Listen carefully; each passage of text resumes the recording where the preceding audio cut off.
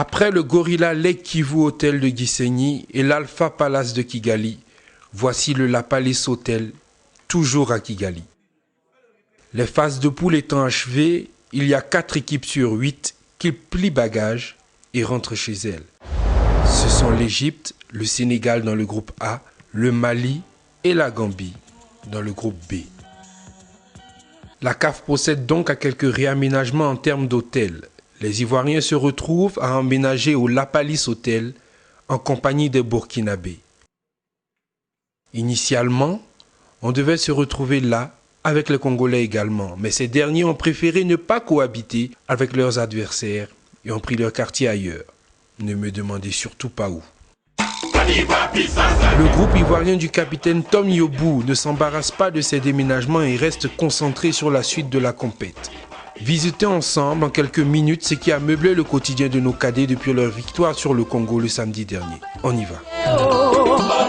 Dimanche, lendemain de match et de victoire, pas grand chose à se mettre sous la dent. L'équipe a effectué un décrassage au stade Amahoro de Kigali, puis ses repas et relaxation. Lundi matin dès 10 h, les Ivoiriens changent d'hôtel et dans l'après-midi, reprennent les choses sérieuses au terrain annexe du stade Amahoro. Là, on commence déjà à préparer la demi-finale de mercredi face aux pays organisateurs. Il suffit de les regarder pour comprendre qu'ils y sont déjà.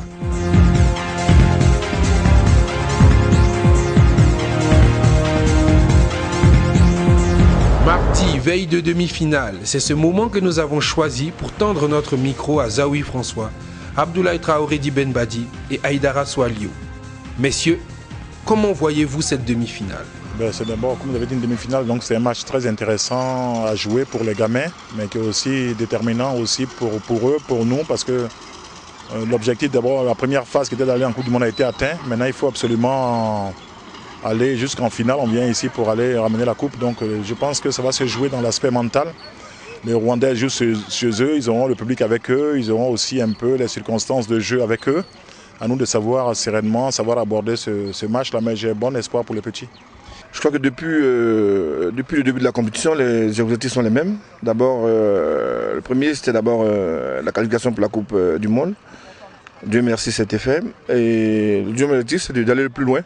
C'est-à-dire pourquoi pas remporter le trophée. Je crois que déjà les jeunes ont fait tout, on les encadre pour ne pas qu'ils se laissent aller. Je crois qu'on a un challenge commun, c'est de remporter ce trophée. Je crois qu'on mettra tous les moyens humains pour pouvoir aller le plus loin. Et puis je crois que les jeunes ont compris ce message et ils sont restés, jusqu'à présent, ils sont restés humbles. Et je crois qu'ils ont les mêmes ambitions. Donc pour nous, déjà, je crois qu'il faut les parler, c'est ce qu'on n'arrête pas de faire. Et puis bon, ils comprennent que remporter un trophée, c'est quand même très important dans leur catégorie. Donc je crois que déjà, on fait tout pour ne pas qu'ils aient la pression. Coach Aïdara, dites-nous, comment est-ce qu'on prépare une demi-finale de Coupe d'Afrique? C'est vrai que les conditions changent, mais je crois que nous restons égaux à nous-mêmes. Vous avez suivi tous nos entraînements jusqu'à aujourd'hui, tous nos entraînements d'avant-match. Je crois qu'on est resté égal à nous-mêmes. À ce niveau-là, le travail il est plus psychologique. Donc on essaie de remonter les enfants, on essaie de leur dire qu'on n'est pas encore arrivé. On a atteint un premier objectif, celui de nous qualifier pour la Coupe du Monde. Et aujourd'hui, notre Coupe d'Afrique commence. C'est notre premier match de Coupe d'Afrique demain. Et on va jouer pour gagner. C'est le dernier entraînement avant le match, comptant pour les demi-finales de cette CAN U17.